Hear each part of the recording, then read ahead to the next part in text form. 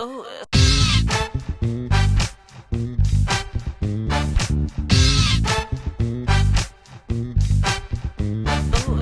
to apply for business school, but do you have a plan for applying? Welcome to MBA PodTV. I'm your host, Yue Xu. In today's show, we have two special guests, Cormney and Chris Aitken, the co-founders of MBA Prep School. They're here to share how you can create a solid work plan for applying to business school, from researching schools and writing your essays to acing your MBA interview. So before you start filling out those applications, stay with us and learn the most important steps in a complete application strategy. This is my sixth season as an admissions consultant, and I've worked with my fair share of clients who are used to working fast and furious. And what I can tell you is even they are shocked by how much time it can take to put together 2 to 3 high-quality applications. For the work plan that we'll talk about, we had to make some assumptions. The first assumption is that you're done with the GMAT. You have your GMAT score in hand. The second, that you're going to apply to about 3 schools in a single round, which I think is the ideal number. Third, that you're going to work consecutively once you start until the applications are done. And finally, which is true of most applicants, that you're going to be working full-time while you're putting these applications together. So how much time should you set aside for your applications? 4 weeks, 5 weeks, 10 weeks, 40 hours, 50 hours, 100 hours? Now their recommendation is 200 hours. I know that sounds like a lot, but when we watch applicants and what they're doing, there are a number of different steps in the process. 50% of the time is going to be essay writing. That's the biggest investment of time. But other steps will also require a good deal of time.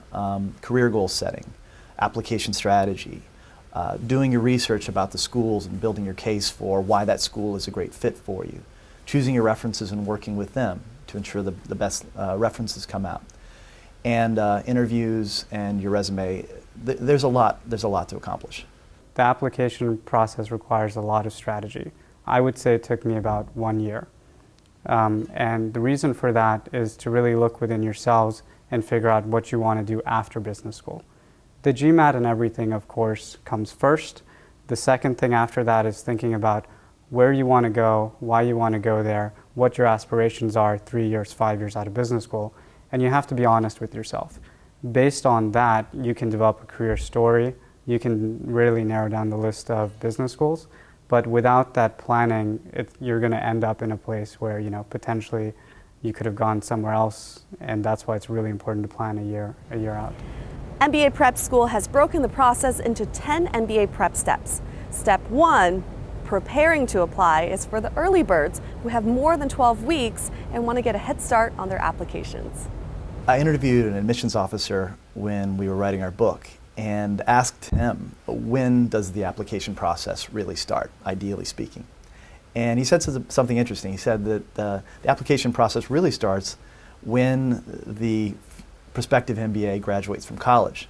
And his point was that the decisions that that young professional is making, the experiences they're having that help them to gather general management experience, leadership experience, all of those things will ultimately be very important to their future application.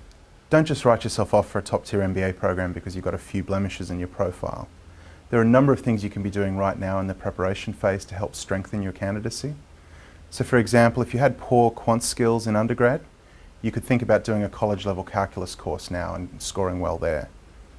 If you've got a spotty resume, push yourself harder at work right now and see if there are things you can do there to get some more accomplishments.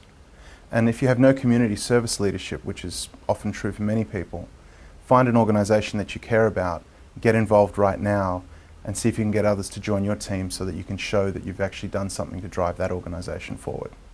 The core application process, as MBA Prep School defines it, covers 8 steps and lasts 12 weeks. In steps 2 to 5, you'll focus on crafting an application strategy and gathering the building blocks for your applications. Step 2 is when you discover your strengths. 12 weeks from the application deadline is when you shift from the preparation mode into creating your applications. Now, the first step is really about gathering the building blocks for your application. It's strengths assessment, self-assessment, thinking about what makes you unique as an applicant. So these could be your life experiences, your personality, your values. What have you accomplished as a leader? Thinking about the different leadership experiences you've had. All of these things will ultimately be building blocks that you're going to put together later in the application process. Once your strengths are identified, weeks 2 and 3 are devoted to defining your career goals. Almost every school is going to want to know what your career goals are, and defining a powerful set of career goals is actually very challenging. What you need to do is you need to find that intersection point between your strengths, your passion and a sense of purpose to be able to articulate something that's both compelling and coherent. The application officers don't have a crystal ball, so they're relying on you to shed some light on what your career goals are and where you're trying to go. That's why every school is going to ask you the career goals question. Before MBA Prep School, my plans were essentially to go be a country manager in a large multinational company. My goals were to go international and really become a CEO of a very, very large multinational. After MBA Prep School, I really thought about it and realized that what I really like is companies that are basically information-based, that are fast-moving and creative. Something that really never occurred to me, but working with MBA Prep School, thinking about my real strengths and what I like as far as culture, made me think about that. After identifying your strengths and mapping your career goals, you'll now be in the best position to select your schools. So many applicants come into the process with preconceived notions about where they want to go to school based on the magazine rankings or what others have told them about a school. And we really feel it's important to do school research for yourself. You need to look beyond the marketing messages and look beyond the rankings and even the opinions of others. This is a major life decision, a major investment decision, and you really need to do your legwork to make sure that you make the best decision for you. Step 5, the final one in creating an application strategy, is to identify what Chris and Tyler refer to as the school's fit qualities. So what are fit qualities? Fit qualities are the attributes that the school you're applying to is looking for. And in order to prove you're a better fit than the competition, you need to understand what those qualities are and then use your application to emphasize and feature the qualities that you possess.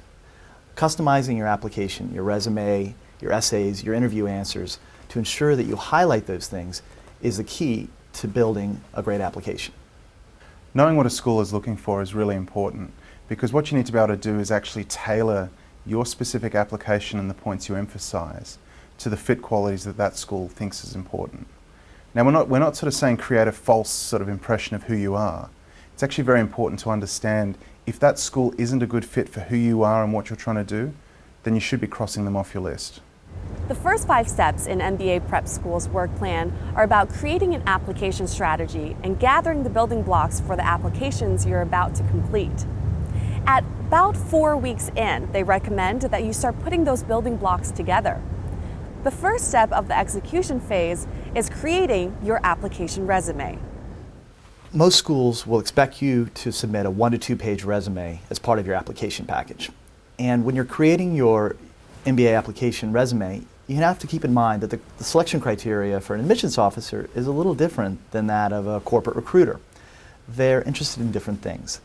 A corporate recruiter might be interested in your technical skills or the general role you played. But in a way, you're interviewing for the job or applying for the job of an MBA student.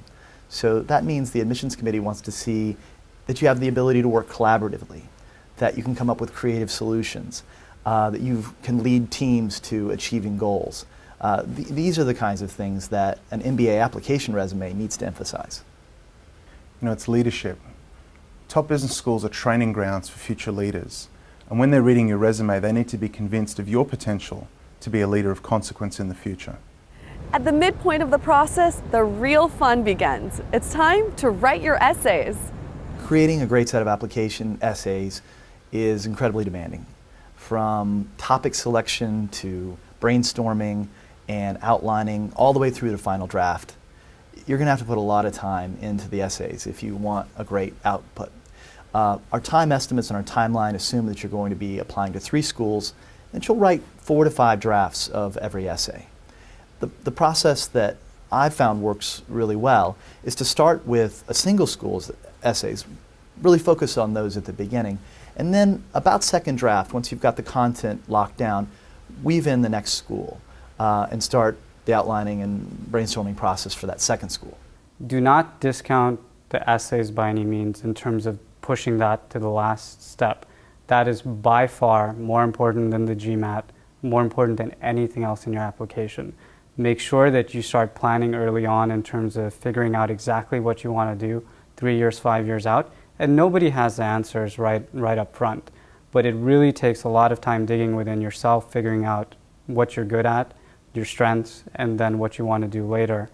And that planning process, I cannot stress enough how early you have to start. While you're engaged in writing your masterpiece, it's time to start thinking about sourcing top-notch letters of recommendation. So in step 8, it's time to select and support your references. You know, selecting your references and supporting them along the way are really critical to a successful application. Some people really hurt their chances because they're not thoughtful about who they ask to write their reference letters. They choose people with a lofty title, but those people often don't have any insight into you as a candidate and can't provide the kind of examples that the admissions committees are actually looking for. Under ideal circumstances, you're going to have mentors who will be willing to write your reference letters, people who are in a way are invested in your success. Writing a great reference letter, it isn't easy. So selection's the first part. You have to select those folks that really see you as a rock star employee. And second, that they're willing to put the time it takes to create a rock star recommendation letter. You want to be as supportive and as helpful as you can be to your reference. Help them understand where does this letter fit into your overall application strategy. And of course you want them to have a copy of your resume.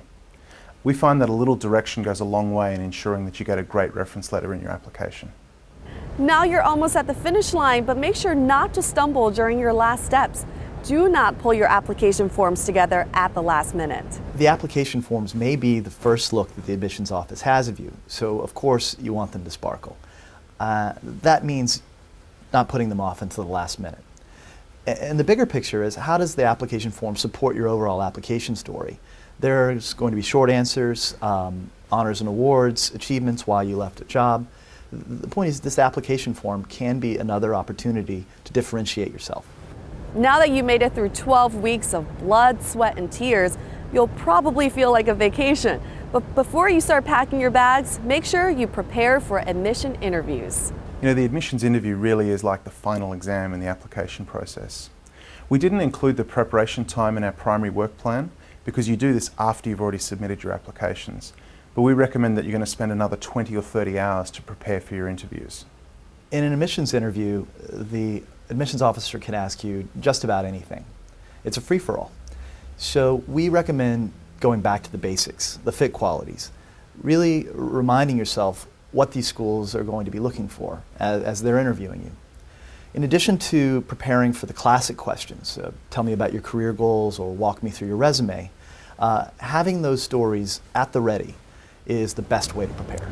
A step-by-step work plan will ensure that you stay on track and devote sufficient time to every element of the application. Now, you can't control the outcome when you're applying for an MBA, but you can control the process. MBA Prep School has created on-demand admissions consulting videos that show their students how to complete every step in the application process. The MBA Prep Steps program are developed by MBA Prep School's faculty of experienced MBA admissions experts to provide applicants with a powerful step-by-step approach for building an outstanding application. I worked with MBA Prep School because I realized that I have a very demanding job I didn't have the time to dedicate, and truthfully I didn't have the frameworks. And MBA Prep School was instrumental in developing that framework step by step with me, where they gave me the homework every single day. And I can tell you I devoted way more time to that versus preparing for the GMAT. Well, that's it for this episode of MBA PodTV. I'm your host, Yue Xu. Visit us at mbapodcaster.com to register for our videos and audio shows. And join us on Twitter and Facebook to get the latest news and insights when it comes to your MBA application process. Good luck.